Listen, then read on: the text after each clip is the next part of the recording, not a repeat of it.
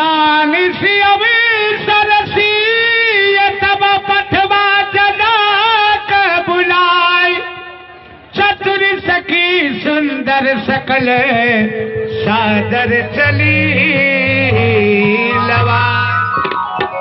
सीता की सहेलियों सीता के कर कमलों द्वारा धनुष का पूजन करवा दो।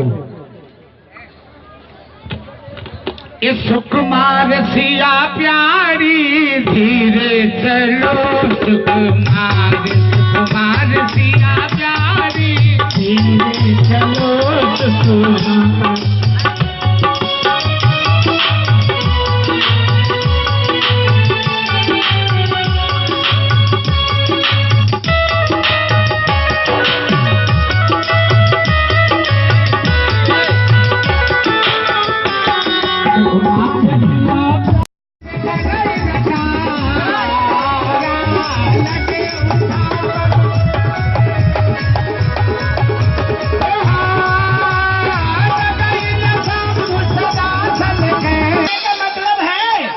इसमें जंग लग गया, बहुत पुराना है, मेरा कुल्हाड़ी लाल काट कर अलग कर देता है। महाराज चलिए, मुंह में काला कम लगा है और लगा करके जाइए इधर। अभी कम लगा है, एक बार जोर मार डालिया 1 करोड़पतिया।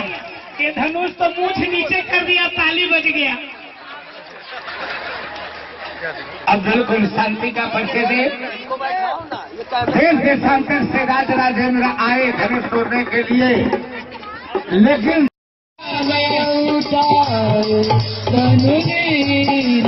हे